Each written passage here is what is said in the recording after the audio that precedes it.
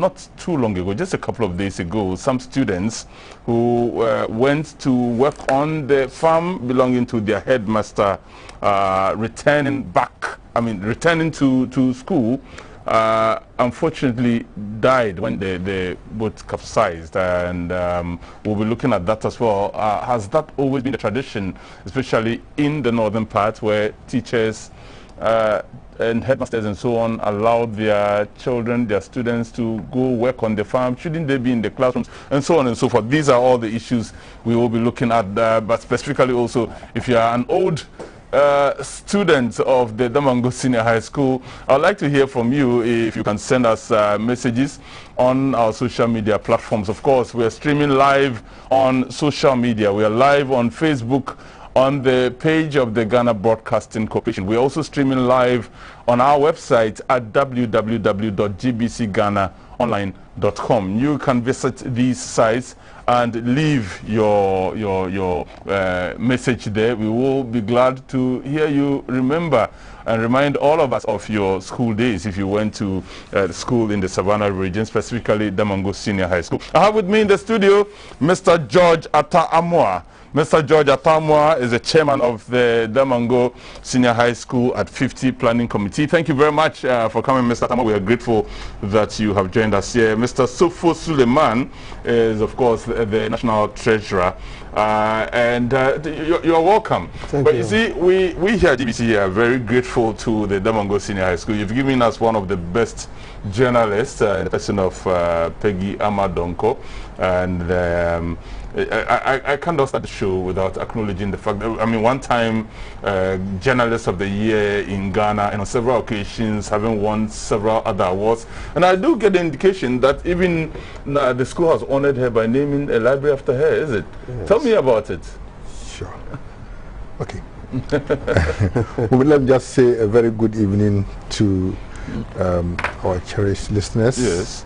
And all the wonderful people of this country and outside this country, and then also my great school.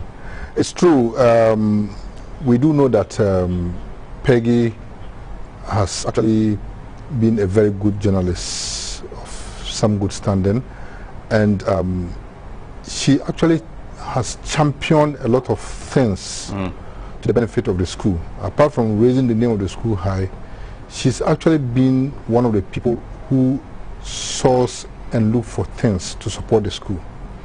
So books have not been isolated, and other things that would help enhance studies.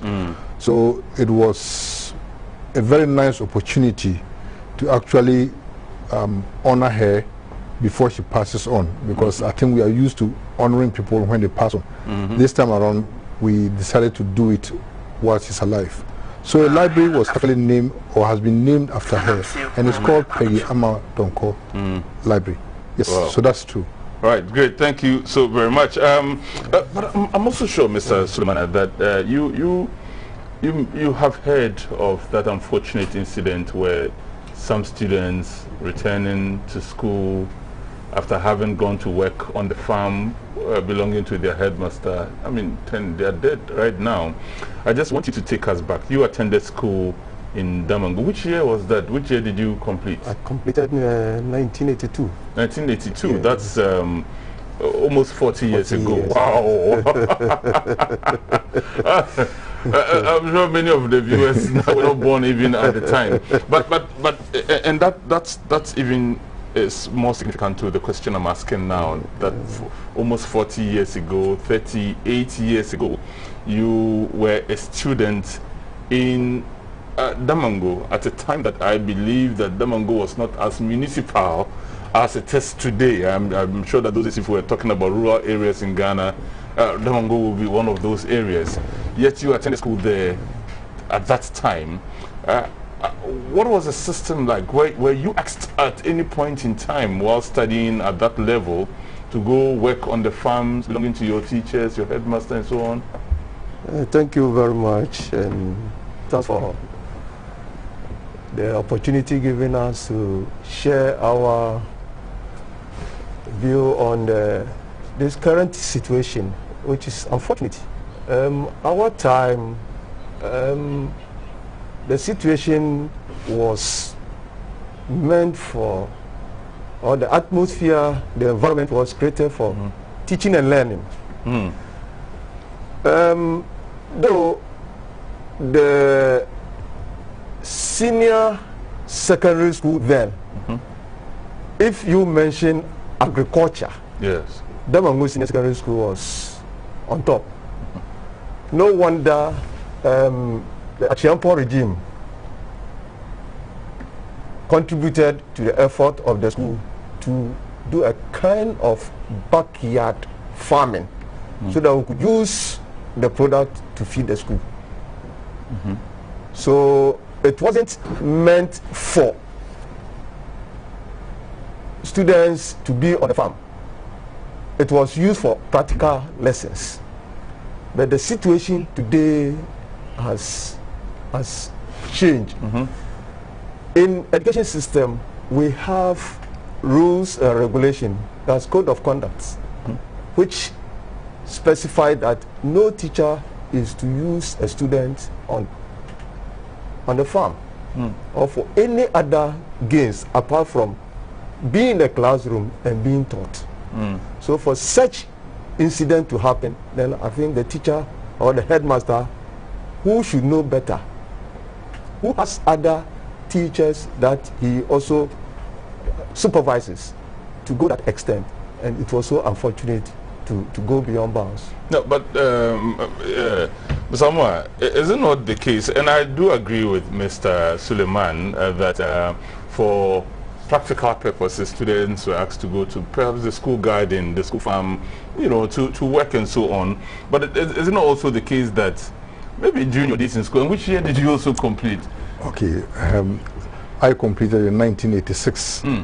Yes, 1986. So he's your senior? Yes, he's my senior. Oh, very interesting. Did you meet him in school? 1980s. I went in 1981, so I met him in school. You met him, yes. And he was your senior? Yes. You know, the issue of bullying has also come to the fore, and I'm not forgetting about my substantive question on the canoe incident, yes. But I just want to slip this in at this point. You know, the issue of even bullying has come to the fore, given the fact that you remember what happened in the Konongo Senior High School, where welcoming freshers to school, I mean, then it ends up that one stabs the other, and now that boy is dead. I just want to go back. So you met him in school as your senior. Did he bully you? No. You're being too kind. No. He intimidated you too much so that almost 40 years on, you can't look him in the face and call him. He actually was not the bullying type. But that is not to say that I wasn't bullied. Oh, right. Yes, I was bullied. And bullying has been part of secondary life. I think that if anybody tries to make it look like bullying is a new thing, then that would be some level of pretense, because bullying has been part of secondary life. What were the forms? problem? Yes. The problem is the extension of, or the extent of the bullying. And sometimes, for me personally, I just think that to some extent, the level of bullying sometimes is just a certain angle of fun. It's when it gets to the extreme is what I actually abhor.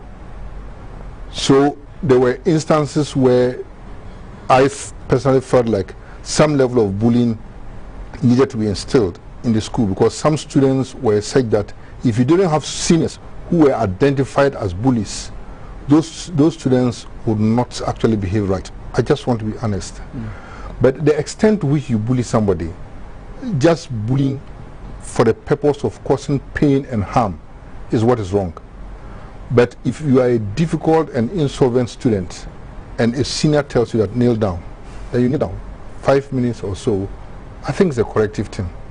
But the extent to which you ask the person to do it. But is that not why schools have prefects at every level? So you have a senior school prefect, you have house prefects, you have compound prefects.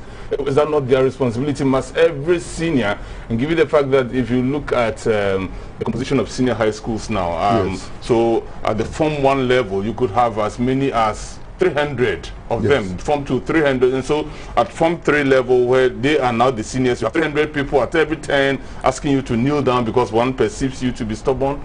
I'll give a typical example in school. Right.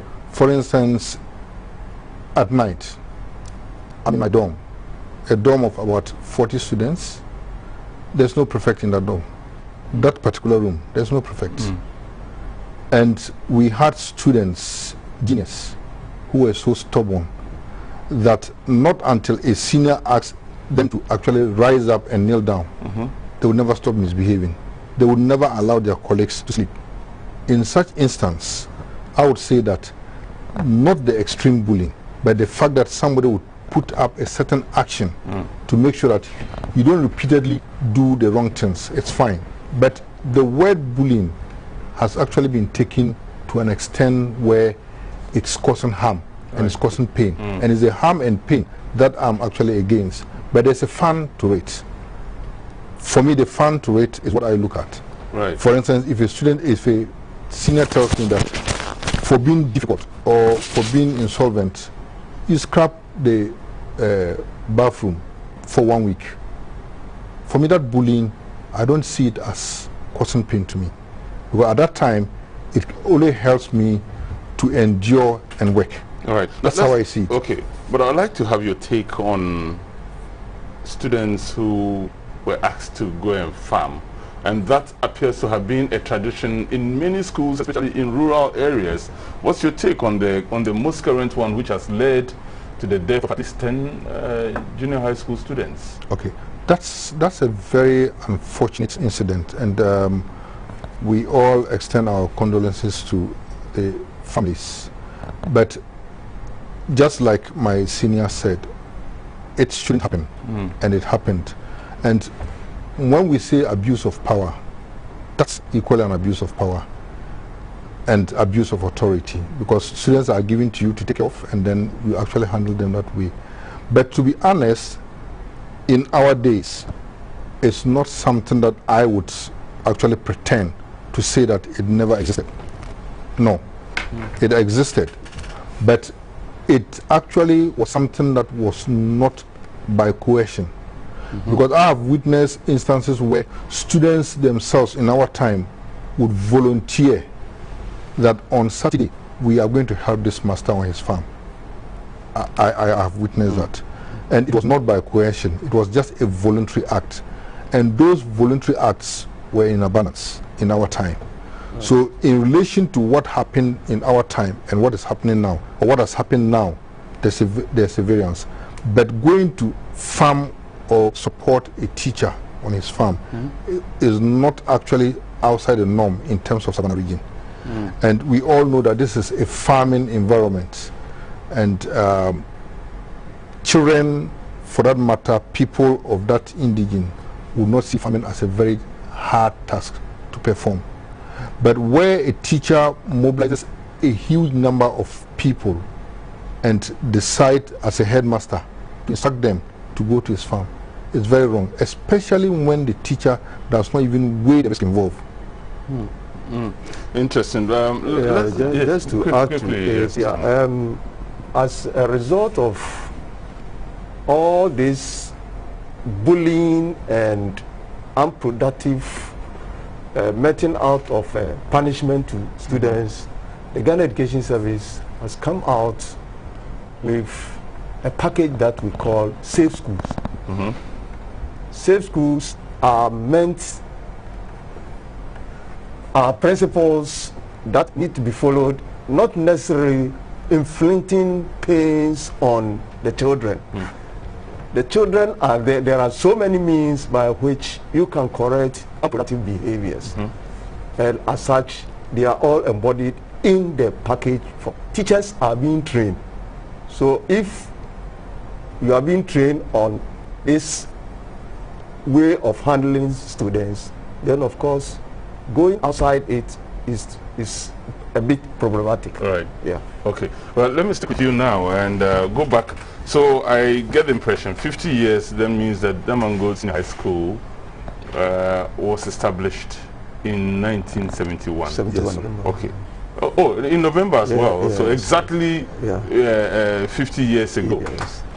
So let's go back. I mean, I do believe that perhaps you have had a look at the history, even though you were there almost 40 years ago. So it means that you were about 12 years late when the school started. But I'm sure you do know a bit about the history of the school, especially given the environment that it had to grow up, so to speak, within rural Damango. Even Tamale in those days, which was the regional capital, was not as open as it was today. What was the situation like generally? I bet you, Moomen, traveling from Accra to Tamale to Damango was not an easy task.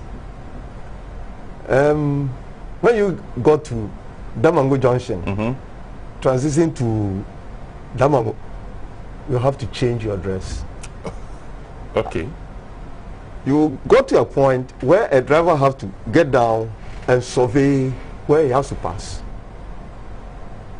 And when you get to Damango, you got to Damango then, especially in the evening, the place was totally in darkness. There was no light. In the school, we only used to have lights Monday to Sunday from 6 to 10 o'clock. We use the light for prep. 6 p.m. 6 p.m. to 10 p.m. light out. So from 10 p.m. to from 10 you have to be in darkness. To 6 p.m. the following day. You have to be. You have to wake up around 4 o'clock to carry out your daily activities before getting to class. It wasn't an easy task. We used to have tutors who were dedicated and they were able to turn things around. Water was an issue. Water and is still an issue in Damango as of today. We used to have what we call green water. You fetch water and either to drink it or not to drink it, you have to drink.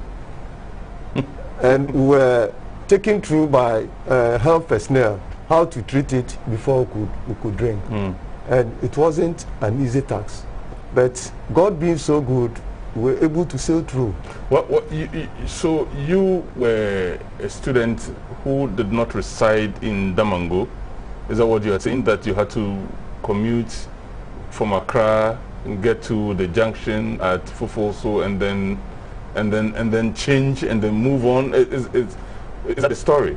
The story was that was the time I was going to Damango. That was my first time. Your first time? From where?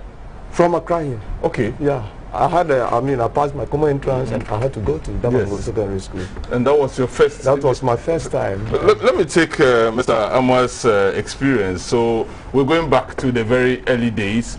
What was your initial experience and how did it feel like? Okay. To just top up from the history of Damango, I think that the school actually started as a middle boarding institution where it was a middle school in those days where the students were actually on campus but doing middle education. So again, let me pause there and allow us to get some education. Yes. So for many of our viewers today, when you talk about middle school, that's a very strange concept. What's middle school? And he talked about sixth form. For many of the millennials, so the sixth form is totally. Maybe we want to go through this. Let people middle understand. School was like from primary school, which was 6 years. After 6 years, you move to the middle school. JSS. What you call JSS today, that was middle school. If you did that comparison, and that middle school was 4-year education, and at that 4 years, you would write what they call the middle school leaving certificate. And in those days, people who wrote middle school leaving certificate, what you would have said JSS today, were actually even qualified to start teaching. Yes. Which one, how does that differ from the common entrance? The common entrance was open to everybody to go to secondary school. It is after middle school or primary school that you go to secondary school. And in those days, the opportunity to go to secondary school was open to both people who were in primary and the middle school. So the common entrance was said that you just buy your form, you actually go and believe in yourself that you are qualified and you can pass an entrance examination and start your secondary education. So it was open to everybody. So you could start from primary 6, primary 5, primary 4. If you thought that you actually receive enough tuition and you want to test yourself, you go and write. If you write, you go straight to the secondary school. So people could write from middle school, Form 1, Form 2, Form 3, and Form 4, trying their luck at entrance into the secondary school. And in that time, or at that time, you would have people being admitted even under what they call late entrance. So you have common entrance and late entrance. So late entrance meant that if the school did not get the required number of students that were meant for the class or the Form 1, then they conducted another exams. Oh, there were situations like that? Yes, which was very localized. That one did not come as a general examination that was set by the exam council. It was a localized one done in the school there to top up for the numbers, and that was called late entrance examination. Contemporary times, we have so many people qualifying that they have to be cut off points so that the school can accommodate the people who come, because they are inundated with so many applicants. But in those days, you could have a school not getting the number of students that actually qualified. Wow. And you see, that was one thing that differs from the standards of those days and then the standards of today. Because before you got in secondary school, you would have gone through a certain meal of testing your level of competence by writing the exams. So sometimes people write the exams and then they fail, and you have to go and prepare again, and probably either the next year or late entrance examination. So there was a lot of rigor to get into secondary school. So I was making the explanation that DAS or Damongo Secondary was a middle boarding institution, which meant that there were middle schools that were day 100%, and then there was a middle school that was boarding, and that middle school that was boarding was Damongo Secondary, which was later on converted into a secondary school, and the same structures were actually used. And I think, if my memory serves me right, it started with about 60 students, 60 boys. And then 2 ladies were transferred from another school, St. Francis or Sojapa, to come and join. The late Fatih Tengbane, who became a national champion in sports, was actually one of those students. And subsequent years, in fact the next year, I think 1972, they got a higher increase in female admissions. It moved from I think 2 to 20, and then the men dropped from I think 60 to 59. So that is just by way of the history of the school, and it was actually a strong school. If you listen to what my senior was saying, what you can capture from that is that even though we're talking about agriculture and farming, this was a school that had a demonstration farm that actually drew the attention of the national president at the time, which was Kutua Champong. There was an agric show in Tamale, and at that agric show, the secondary school demonstrated as the school that was capable of feeding itself and feeding other institutions through their farm products. Samuel, definitely, obviously, you are not an indigene of Damongo. What made you travel all the way, despite the rough, rugged terrain at the time in terms of the road? What made you leave the luxury of electricity in the capital, Accra? What made you leave the luxury of water supply in Accra and other cities that you could have availed yourself to go to Damongo, a rural community at the time, to attend a school that was relatively new and almost unknown at the time? Moomen, that is interesting. I think that, let me not limit it to myself. Yes. Let me limit it to what was happening at the time. And you'll be surprised that with the description that he's giving you, we had buses, not a bus, buses that are always booked from Accra straight to Damango, STC, because of the quality of tuition and the standards there. So it's, even though rural, it actually had strong foundation in terms of academic performance, and it could stand up to any schools in terms of sporting. So it was a school at that time that people would want to attend. So it didn't just pass as a rural school. It was a school that had standards. And any time that people were actually writing commentaries, you would find people in the southern Ghana choosing Damango Secondary School as a school that they would want to attend because the standards were very high. And at the beginning, some of us were quite young, but we had Peace Corps who were equally teaching in that institution to raise the bar and raise the standards.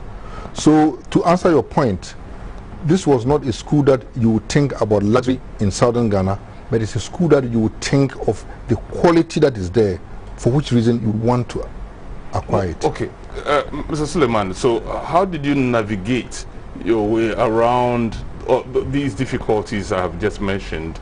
There was no water. Electricity came at, I mean, for very few hours, 6 p.m. to 10 p.m. And yet you were supposed to read extensively so as to pass. And we've seen how strenuous the examination regime was in those days. Despite all these difficulties, someone says the school was so attractive that people wanted to go. But how did you navigate these water problems, electricity problems,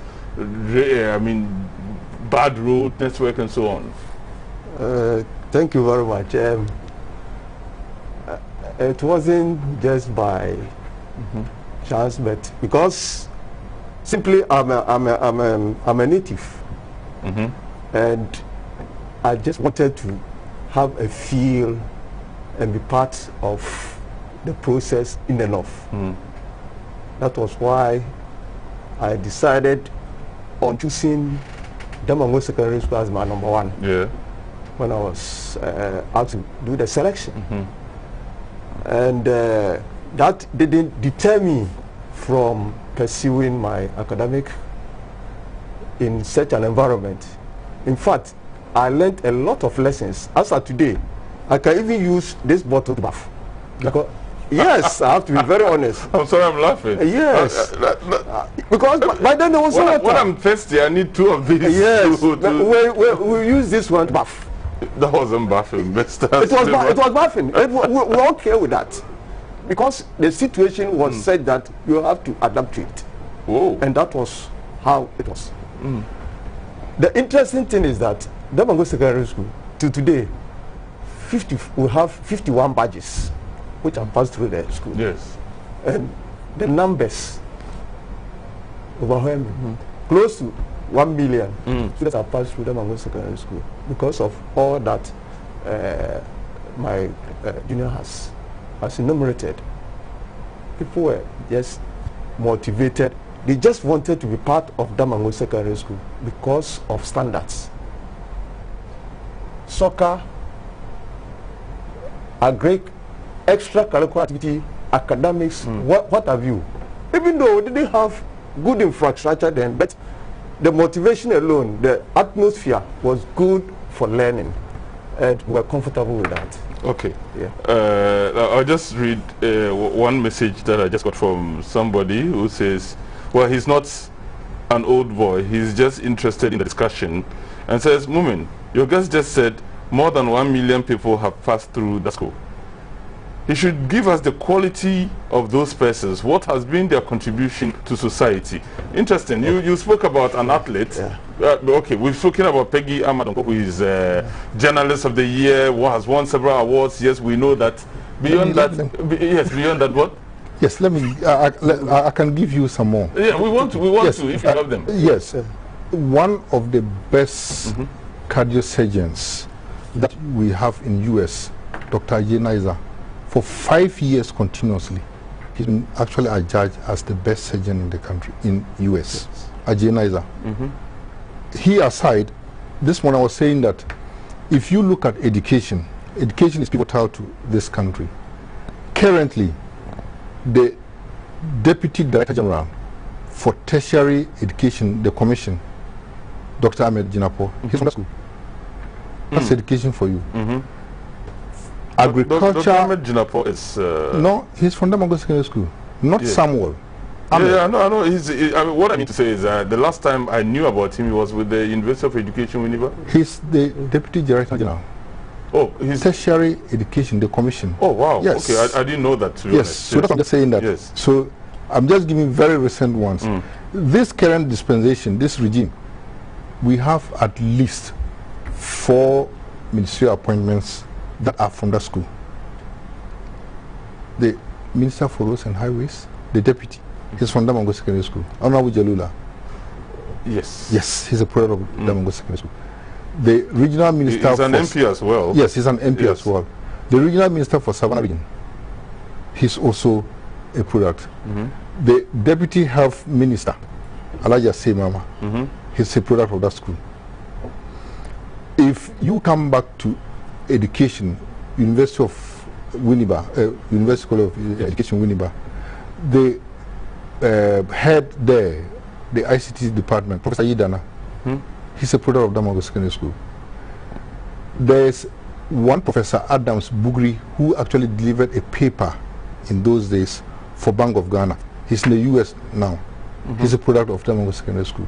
I can go on. We can count more than, at the moment, such a school has not less than people, like 50 people who are professors. All right. So Yusuf Brahma, you have your answer there. The person who sent the message is called, he says his name is Yusuf Brahma. So he wanted you to mention the names. Yusuf Brahma, Mr. Amma says he could go on and on and on, but I'm sure that the names he has mentioned, I mean, they're the same category of people that all these other so-called big schools would usually mention when they want to brag about their successes. And the kinds of people they have been able to produce in medicine, in education, industry, sports, and all the other areas. I mean, basically you've produced, yes. So let's get back to Damongo Secondary School and talk about the fact that so since then, I mean, you have told us what the situation was when you were there. But Mr. Amwa and Mr. Suleiman, if you were sending your children back to that school, would you be proud of what currently exists there? And I'm sure you've been there. I mean, you're planning to have a major commemoration. You've been there. You've seen the infrastructure. Would you be proud that your children are there today? Are you proud of the school? Okay. Let me be very frank. In terms of academic performance, what we are celebrating today, it's a lot more of the past than today. That is why our team is talking about celebrating the past. That's the academic 50 years of academic excellence, celebrating our past, and then igniting our future in a challenging environment. So today, the challenges that the school is facing are so enormous that, honestly, standards are very low. So, to your question, I will not be encouraged to send my ward there, because the system that we operate now would not even take my ward there. Because the system is such that students no more choose easily at that place there, and they are placed, so to speak. And the system has been said that in the past you had a cocktail of students coming into the institution to motivate each other to perform. Now you would have a certain sieving activity going on to probably give you, so to speak, grade C or grade D students. So if you are sieving, and then people would have to be placed at that level, obviously you and I will not have that zeal to actually send our children there. And it is because we have an interest of making sure that we can send our children there. That is why we are saying that we want to make sure that we join forces as stakeholders and then improve the standards in the school there. There's a lot that we can do as stakeholders, and the time to do that is now. All right. I'll come back to you, Peggy Amadonko, and she co-produced this program with me, and so that's why I keep making reference to her, but also because she is one of the very notable old students. She sent me some pictures of the school, the assembly hall, and some of the dormitories, and then of course the administration block. And then I've seen that Peggy should have sent me these pictures much earlier. We would have loved to show them on TV for people to see, have a feel of what the Damongo Senior High School looks like even as we speak, the Peggy Donko Library. Congratulations, Peggy. We're part of you from here as well. And she says, very unfortunate story from Saboba, in reference to our earlier discussion. It is not new, though. Pupils and students work on teachers or masters farms, and I can tell you it will not stop, especially in farming communities. And then she continues to say, oh yes, Accra to Damongo was terrible. In our days, we were 4 from Accra. We go by air to Tamale. You were lucky to, wow, then do about 4 hours by bus. The road network. And she says, Chai, we arrived at Damongo, and guess what? There was no light. We screamed, no light, no water on campus. So we had something called Congo bathing. The Hamatan, we can go on and on. Boss, have you eaten Gary Rasta before? Ask them. TZ with dry okra with Kita schoolboys. Oh my God, it was not easy, but we sailed. You see why I survived all the hash. Damongo or Das taught me. Oh yes, I didn't choose Das, but joined cousins who were going. We studied with lambs. Ate share fruits and mangoes during the lean season. Wow, that's a whole lot. Thank you very much, Peggy, for sending that message. But so we are talking about 50 years now, and you have talked about the current challenges. So what are we celebrating then? If there are so many challenges in the school currently, should we be celebrating the past? I'm talking to you also, Mr. Suleiman. What exactly will this commemoration, 50 years, mean to the contemporary generation of students? I look at it from this angle, that this is payback time. Right. Looking at the scenario that my junior has painted, it calls for collective action. You know, on the light note, I like the way you refer to someone as your junior. Well, anytime you say junior, look at him, and he doesn't really look that junior to me. but that tells you the spirit that comes along with going to secondary school. I mean, it's something you can never get anywhere. Yes, but that was just by the way. Yeah, I understand. Yeah, so we are taking stock, and over the years, when we celebrated the 40th anniversary, we made it a point that we will not stop there, but to continue whatever we can as stakeholders to do to improve academic excellence in the school. Right. And that has informed this celebration. We are calling on all individuals who have passed through Damongo Secondary School to, as a matter of concern, show their love to Mother Das. They have benefited from Das in one way or the other. That's made them what they are today. As such, the fight cannot be done by few individuals. Looking at the numbers, if you look at those who are showing concern, we are not even up to 200 or 300. And that is why we are calling on everyone to come and support the cause and be proud of Damongo Secondary School as it used to be in the olden days. So what are we doing? A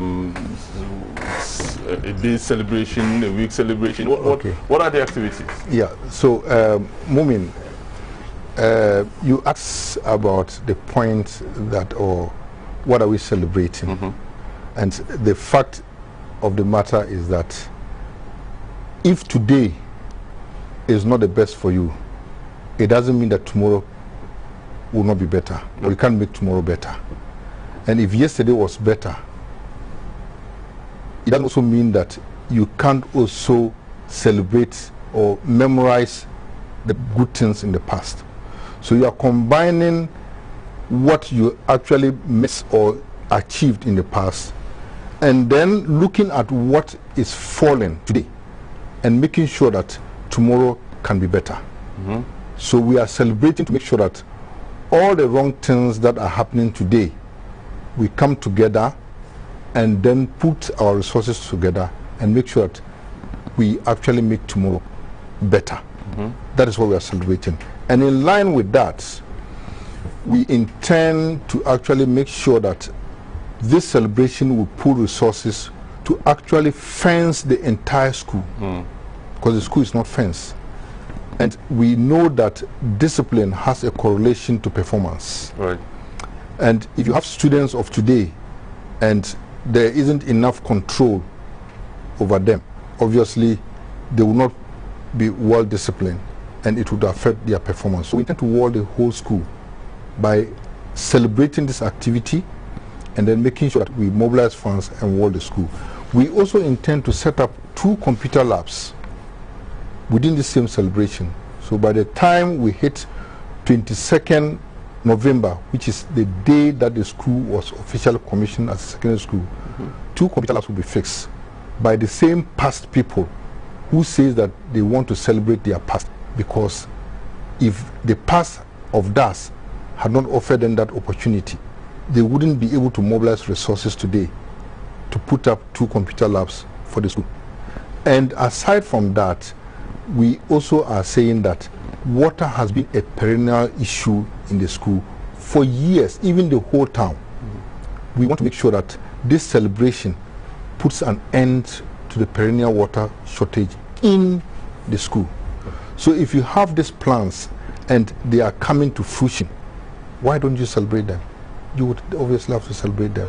And this school that we're talking about has actually contained and churned out 845,000 peoples. That is more than the total population of Savannah region. That is more than the total population of Northern region. So if you have a school that in any case has been able to put people in a certain environment and move them out after 4 years or after 5 years, why do you celebrate that? Even though you think that performance is not the best, if you don't appreciate that, how do you ensure that tomorrow can be better? And so what are the activities lined up for this commemoration, the celebration? So we're going to have a cleanup exercise on Monday, that is 22nd, on the day that the school was launched. We're going to keep our environment clean. We'll go to the hospital, we'll go to the Chief's Palace, and then the town itself, and keep the place clean. And we all know that in Savannah region, we have an overlord, the king of Gojaland. So we'll be paying homage to him. We'll pay him a visit and then tell him our mission. He's part of the dignitaries who will attend the event. We also have some stakeholder engagement which would enhance the discussion that we are talking about, because we think that certain things needs to be addressed in the school to enhance performance. So the stakeholder engagement would be a lengthy thing that will make sure that all the knuckles that are needed to be cracked to smooth the way for the school to take its past glory in shape. We'll look at those ones too. And then we would have a deba on Saturday, which would have the Vice President of the Republic of Ghana, His Excellency Baumia. He will be there, and then he'll be our special guest of honor, and we would equally appeal for funds. So this is next weekend? Next weekend. 27th? 27th. All right. And I would want you to be there. So we putting all these things together to make sure that at the end of the day, by the time we leave, the school would start taking shape and will start benefiting from the people who left there years ago. How are you going to engage the current students in any of these activities? I'm just imagining a scenario where you have ministers of state who have been produced from the school line up you have these doctors who have been produced, you have the sports persons who have been produced, you have the journalists who have been produced by the school lineup. For these students to look at them and wonder, wow, so all these successful people probably slept on the bed that I'm sleeping in the dormitory that I'm sleeping in currently. These people once slept there. It means that I can also come out and become like them. I mean, that would be so inspirational. Do you have... That's exactly the point, Moomen. That is part of the reason why we want to do this celebration, so that the children will know, or the people will know, that this environment that you find yourself in, some people were in this same environment, in this same condition, and today you see them or worse condition. Or even worse condition. Yeah. Yes. And when I was speaking and mentioning this, I even forgot the coach that we have of Hazakes, Coach Yusuf Basigi. Yes. That was my mate. Oh, wow. So you see, the school produces students. The former MP of the area attend your school as well. Yes, Galus. Yes. Honorable Mutakido. Yes. As we speak right now, we have about 3 MPs from that school. So every now and then you can pinpoint some generational leaders that will come from that school. And we need to motivate these students to make sure that they actually don't drift off and be inspired to make sure that they are there. So we will be sitting with them, we'll be eating with them, and we'll be talking to them. We have a whole session that would engage them on career counseling and career development, just to keep them on track. So, Mr. Suleiman, for those other old boys and girls who are watching now, but are not that committed to coming over, give them a reason to come. They're listening as we wrap up. You, as an old student of Damango Secondary School, you cannot take away on your CV the Damango Secondary School. Once you have passed that secondary school, it calls for celebration, and it is our wish that all those who were sitting on the fence, by dint of this program, I'm quite convinced that from this night to the time we celebrate, the numbers that we're expecting will be overwhelming. And the road is better now. I mean, for those who were there in '82 when you were there, let's go, and have never returned perhaps. The road is much better now. Now they can fly within an hour. They'll be in Tamale, and within 2 hours they'll be in 45 minutes from Tamale and Damango. Now. Oh yes. So it's and they can return the same day if they want to. For those who want to go from Accra. Yes. Even the individuals who are some group of badges are organizing badges for individuals who want to go on that day. Yes. We are also appealing to friends of Damango Secondary School. We have individuals who are very much interested in Damango Secondary School activities. Also appealing to them to also be part of the program, not only just be part of the program, but also to support our cause. We have enumerated what we intend doing and are doing currently. We want them to support us in one way or the other. Okay. Here our time is up, but your symbol